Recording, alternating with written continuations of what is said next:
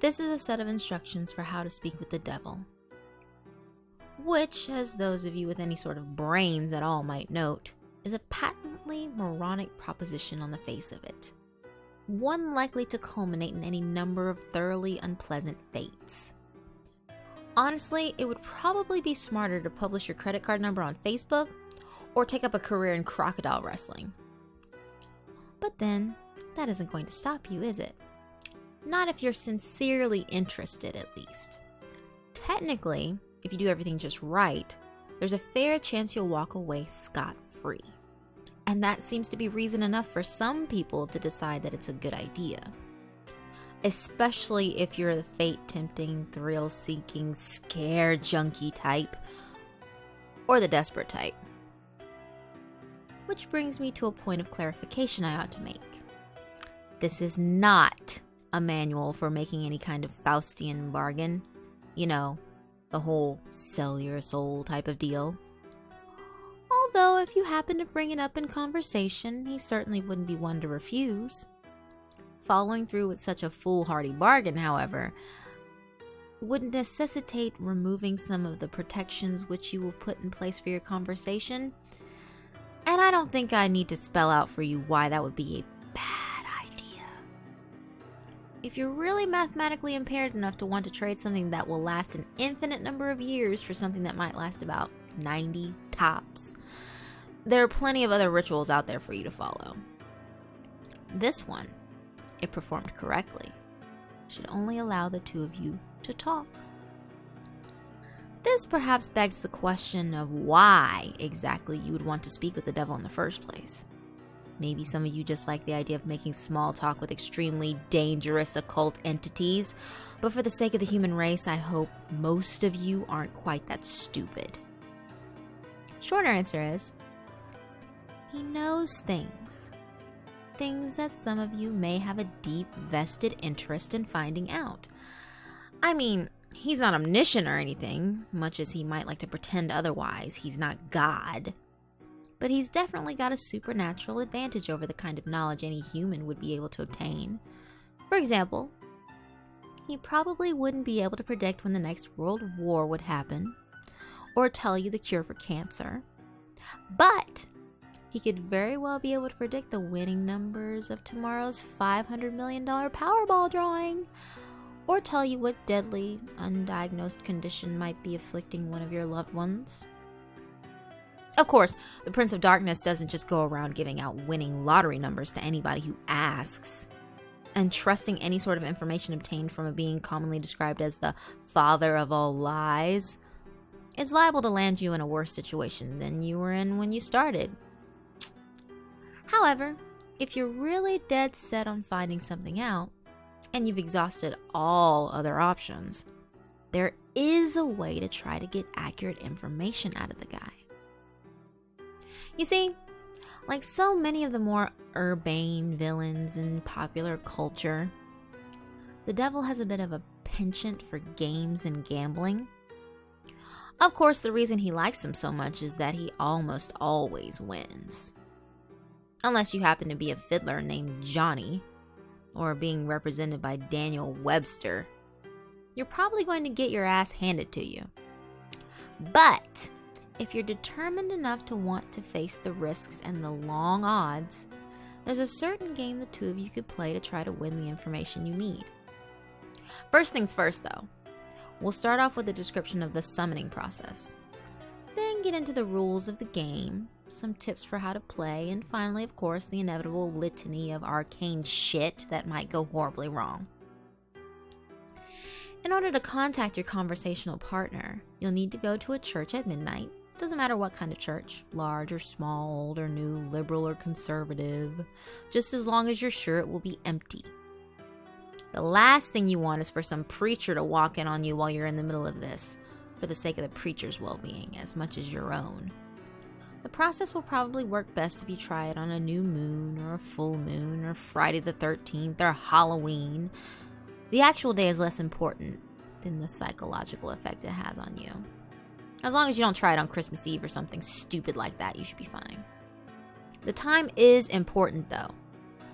You don't have to start or end your ritual at exactly 12 a.m. Greenwich Atomic Time or anything, but as a general rule of thumb, you ought to show up a bit before midnight and have everything set up by no later than 10 or 15 after. Show up a lot before midnight if you don't know how you're going to get in.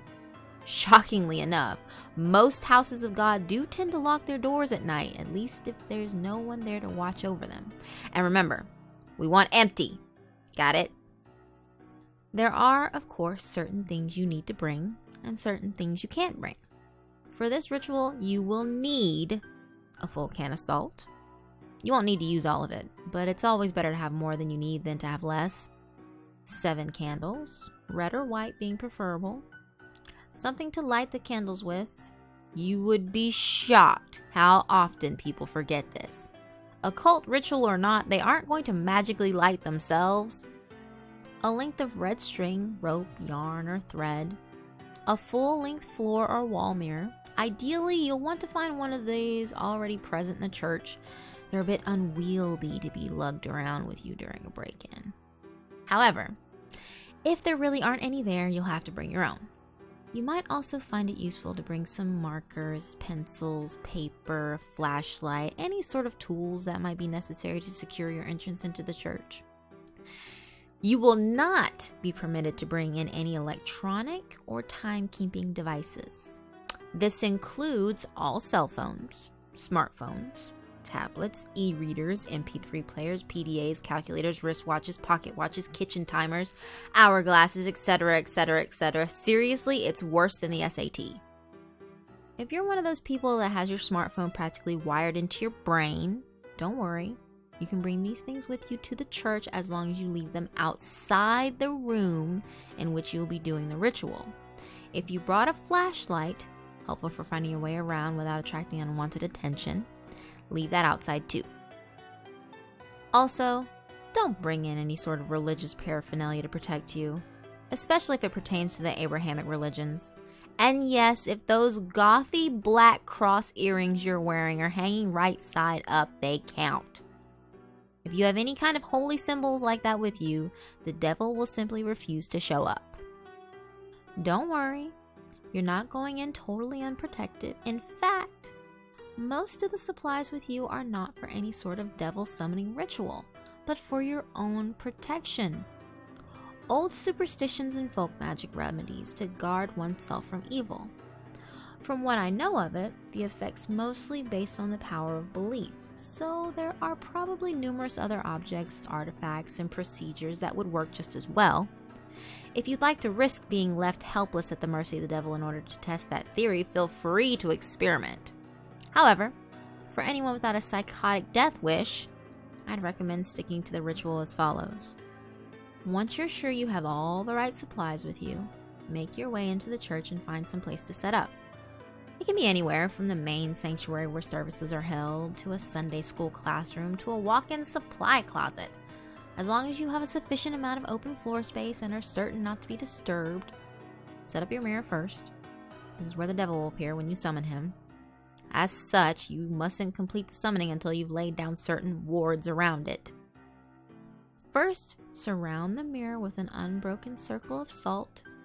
If the mirror is hanging on a wall or door, lay down a semicircle around it instead, making sure that the salt touches the wall at both ends.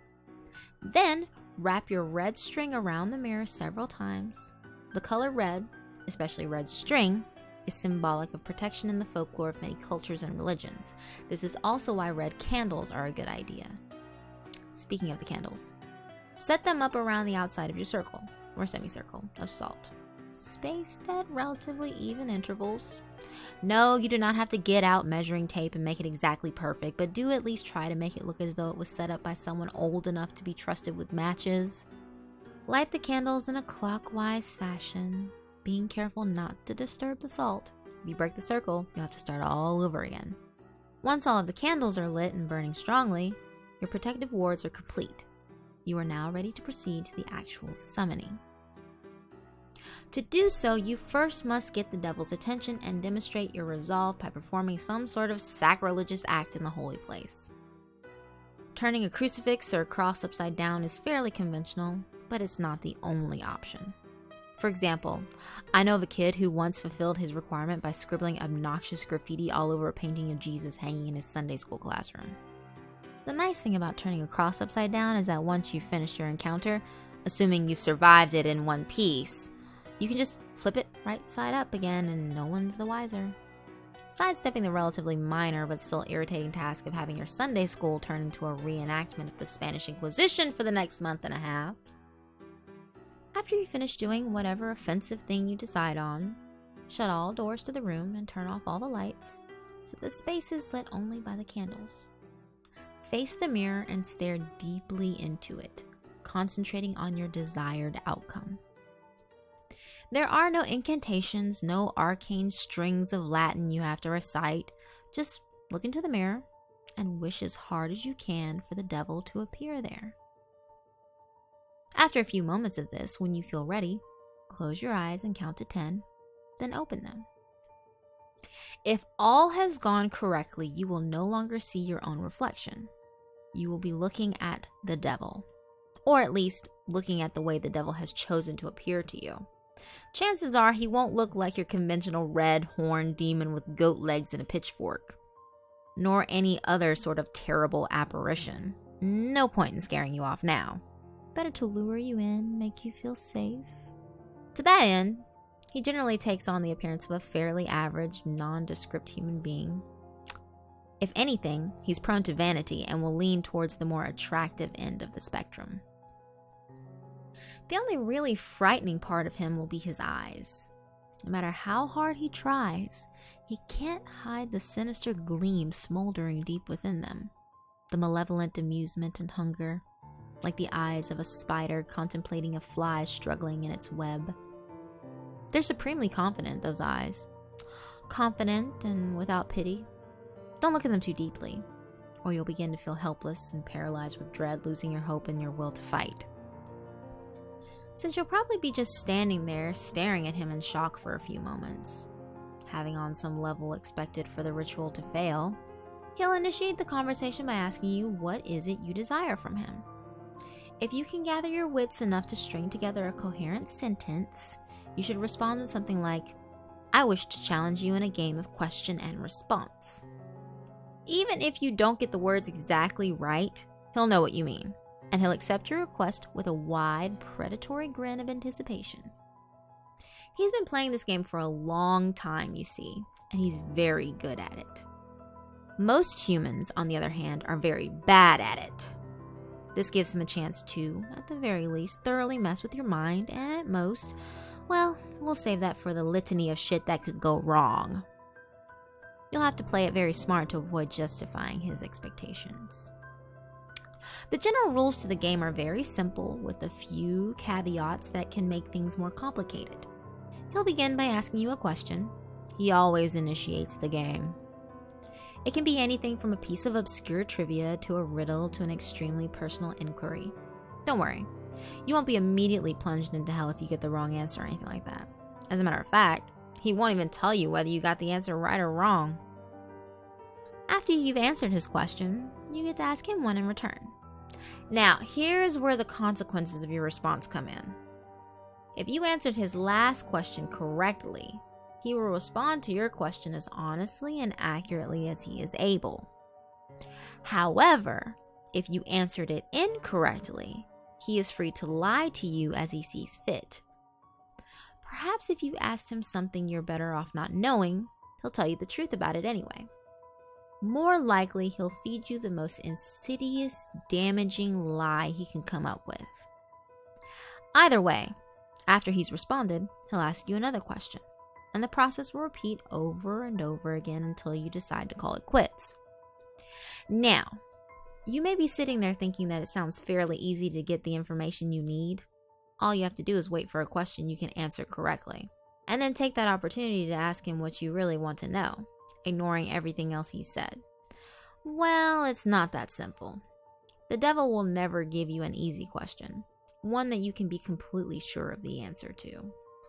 He may instead give you questions that you have some vague knowledge of, that you think maybe you know the answer to but aren't really confident, thus forcing you to endlessly second guess yourself, obsessing over whether or not you can trust the information that he gave you next.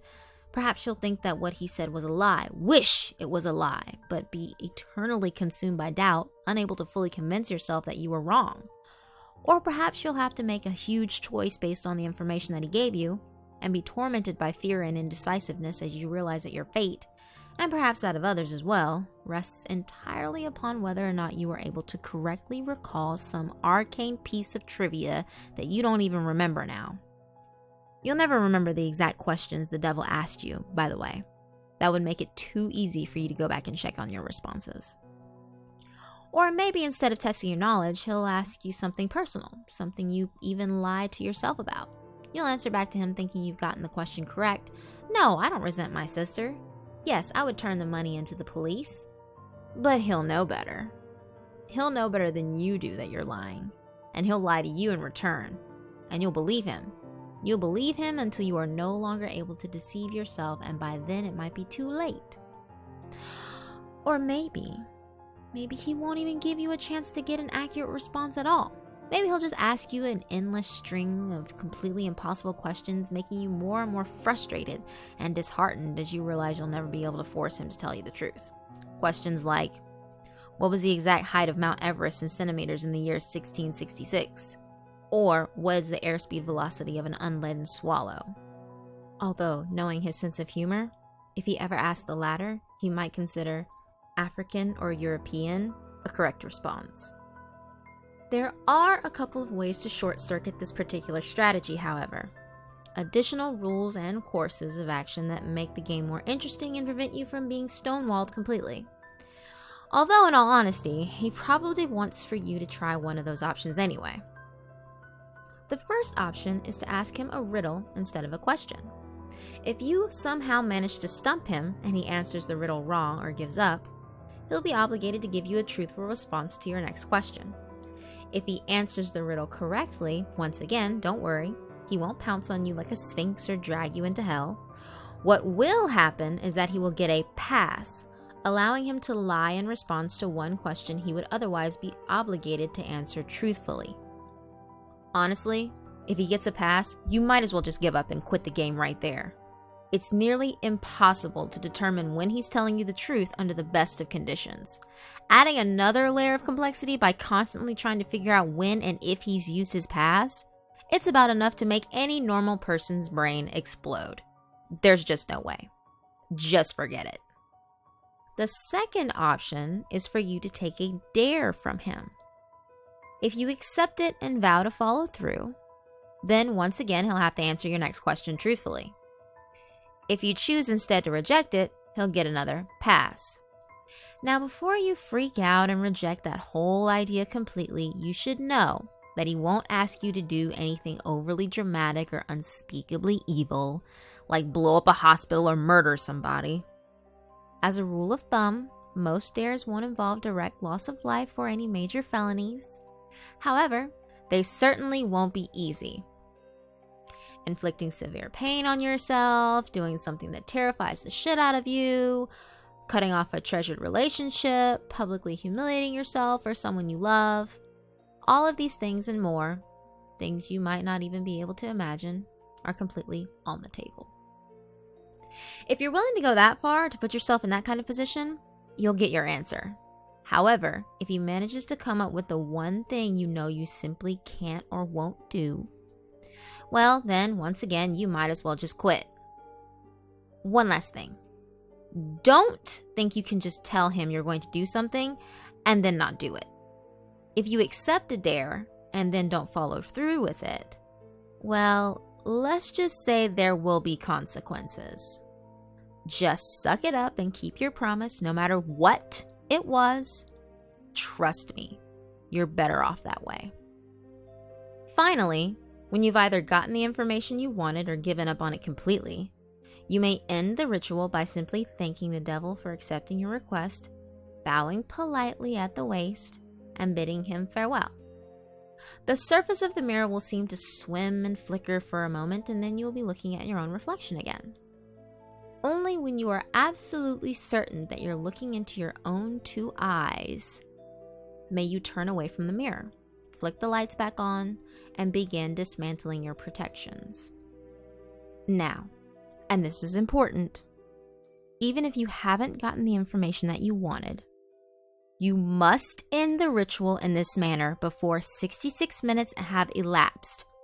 Well, I suppose that technically you have 66 minutes and 6 seconds. Subtle, right? But if you're seriously going to try to cut it that close without any kind of timekeeping device, you're probably screwed anyway. I cannot emphasize enough how important it is that you keep to this time limit. I'll save the reason behind that for the end, but don't skip ahead. I've still got a few important tips on how to play. 1. Be very careful what sort of personal information you give out. Try not to talk about yourself, especially your emotions and problems, any more than absolutely necessary. This guy knows human psychology like the back of his hand, and he will get inside of your head. It's like talking to Hannibal Lecter. Give him enough to work with, and even if you don't believe a single word he says, he will still find ways to fuck with your mind like nobody's business. If anything he asks makes you even remotely uncomfortable, do not hesitate to lie through your teeth. There will be plenty of other questions. On a similar note, try to keep the game on track and moving briskly. Unstructured interactions of any kind are to be avoided.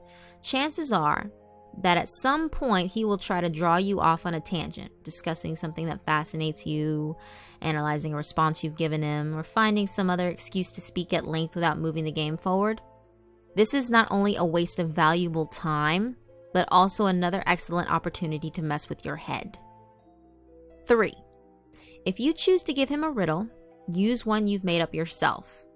If your riddle has ever been written down anywhere at all, from the pages of The Hobbit to some long-lost tome of ancient magic, he will already know the answer.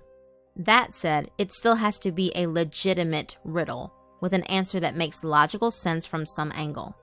You can't just ask something like, what's green, has 10 legs, and hops, then claim for some inexplicable reason that the answer was marshmallows. Nor can you ask him a straight question like, what have I got in my pocket? He probably knows that anyway. There are no hard and fast rules to determine whether a riddle makes sense or not, but you're a reasonable human being. Your ancestors ate from the tree of knowledge. Please, for the love of crap, use some common sense. Number 4, if you choose to take a dare, there is a slight chance that the devil will ask you to do something seemingly easy. Deliver a letter, for instance, or scribble a 10-digit number in a public restroom stall. If he does ask you for something like this, and you have even a shred of common decency in you, do not accept. Chances are that he's using you to further some sinister plot, one liable to ruin a lot of lives and harm a lot of people. Who knows? Maybe you're the type of person who really doesn't mind throwing an unknown number of total strangers under a bus to find out what you want to know. But at least be aware that that is what you're doing. 5. Last but not least, be very aware of the time. It may be helpful to do some practicing beforehand and get a feel for how long an hour is without a watch. The devil will probably put off discussing the things you're most keen to find out for as long as he can, and as you near the 66-minute deadline, he'll start trying harder and harder to distract you, captivate you, and otherwise keep you playing until it's too late. He'll string you along, feed you little glimmers of false hope, keep you thinking, just a few more minutes, I'm almost there. Don't fall for it. Don't go over the time limit, no matter what. Now, you might be thinking that this game really doesn't sound all that dangerous so far. Threats of psychological damage rarely seem to carry the same weight as threats of physical damage, even though their costs are often just as great. Hate to burst your bubble, but the game is far from safe. There are plenty of ways for you to seriously screw yourself over both physically and mentally, not to mention spiritually. And it is with these that I will conclude in the vain hope that they may make some sort of impression. First, while you are speaking with the devil, do not let him out of your sight. Keep staring into the mirror no matter what happens. He will undoubtedly try various tricks to make you look away. You will hear noises behind you, feel eyes on the back of your neck, see shadowy phantoms writhing in the depths of the mirror. A cold breath will blow upon you from behind, smelling like the crypt. A deep silence will settle, only to be interrupted by a loud smack directly behind your head, giving you about the worst jump scare you've ever had. Hell, the devil may even abandon a measure of his own dignified facade and give a sudden jump of feigned shock, shouting loudly and pointing behind you with a very convincing look of terror on his face. Whatever he might test you with, you must not look away from him. If you look away, if you lose sight of him completely, even for 1 second, you will look back at the mirror to find him gone. Well, not gone. Out of the mirror. In the room. With you. Exactly how much of your body the police will find the next morning and what state it's in will depend entirely on the sort of mood he's in. The same thing goes if you break any of the protections you laid down before beginning the ritual. Interrupting the circle of salt, letting the red string unwind, knocking over a candle or letting one go out. Any of these things will free him from the mirror, and then, well, you're all a bunch of creative horror junkies. I'm sure you can fill in the blanks. On a different topic, you may reach a point in the game, probably after a long series of maddeningly impossible questions, where the devil asks you the deceptively simple question, what is your full name? You must not give it to him. Names can be things of great power. Although the devil will, of course, already know your name, telling it to him yourself is akin to inviting a vampire into your home. Your name is deeply synonymous with your own inner self. Thus, giving him your name is powerfully symbolic of giving him yourself. If you are foolish enough to make this mistake, all of your protections will be for naught, and he will seize upon your unwitting offer with malicious glee, stealing away your soul and dragging it back with him into hell.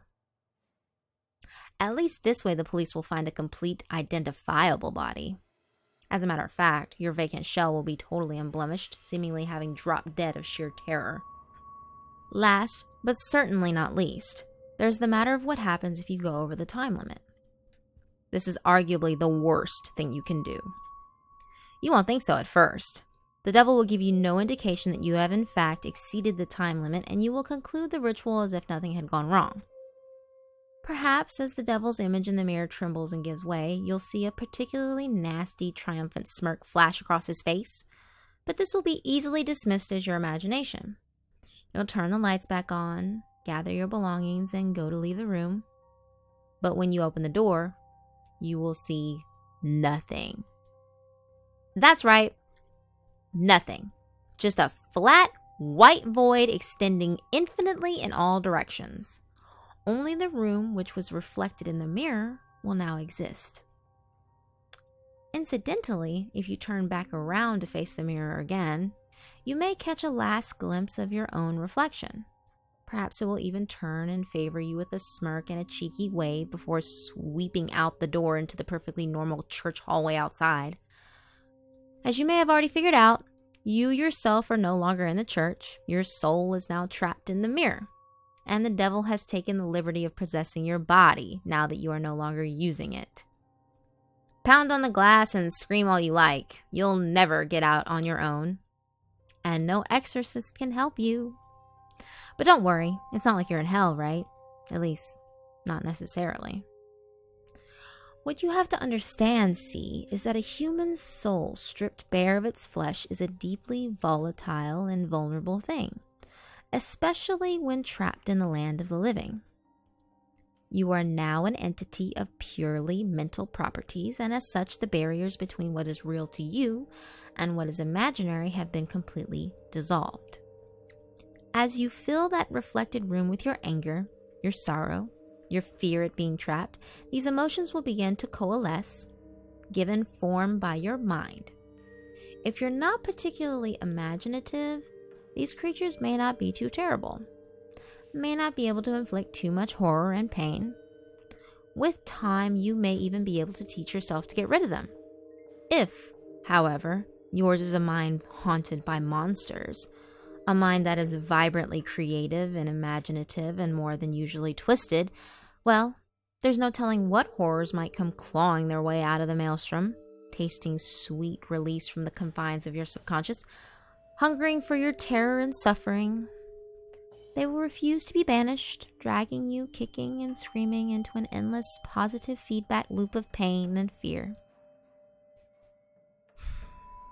Needless to say, if you're a regular patron of websites like this one, you're probably pretty well fucked. There's only one way to find release from the mirror and the world that you've created therein. They say that if you call to the devil once more and ask him to free you from the mirror, he'll be willing to take you out. For the usual fee, of course. Of course, the corollary to your being trapped inside the mirror is that the devil now gets to do whatever he wants in your body until sunrise. At around that time, your body will mercifully drop dead from the strain of the possession. Autopsy will probably identify the cause as some kind of coronary event. Don't get too relieved, though. He's perfectly capable of stirring up plenty of trouble in those few hours. For instance, he may decide to do something big and dramatic, like purchase a large meat cleaver and go on a murder spree, starting with the names in your address book and working his way out to complete strangers if he has time. Or perhaps he'll focus on only one person, someone who trusts you completely, using your persona to get him or her alone and vulnerable, and then, well, no need to describe it here. Once again, I'm sure you can think of a few things. Starting to see why I called this the worst outcome yet? Of course, there's also a chance he won't lay a finger on any of your loved ones, instead deciding to do something a little more subtle, more insidious, like drop off a few nondescript unmarked packages on certain doorsteps in the dangerous part of town, or locate a particular dusty, age-yellowed text in the storeroom of your local library and intentionally misfile it in the young adult literature section, or whisper 7 very choice words into the ear of the distracted-looking young redhead waiting for the 3 a.m. subway train. Or maybe he'll decide that in this age of waning superstition, not enough people are getting interested in his games, and the knowledge of them is in danger of being lost. Maybe he'll decide he needs to get the word out a bit more, do a bit of networking, attract some new suckers, challengers. Maybe he'll take a quick peek at your browser history, see where the impressionable, curious minds are hanging out these days. Maybe he'll even write a quick tutorial in modern parlance rather than some inscrutable, obsolete demonological text. Post it on the internet and see how many bites he gets. Maybe I really shouldn't have gone there. But if you've made it this far without shying, a little twist at the end isn't going to put you off, is it? I'm sure there are plenty of intrepid adventurers among you with burning questions you'd like answered. And you're all a smart bunch. You know the pitfalls. You know the conventions. You live and breathe this sort of thing, do you not? There's no way you'd fall into any of the obvious traps, right? You're not some Dick or Jane off the street, after all. You'd be bringing a whole new level of competition. You would... Oh, excuse me just a moment. I think I hear someone calling for me. What? You want out that badly already? Must be one hell of an imagination you've got on you. Perfect.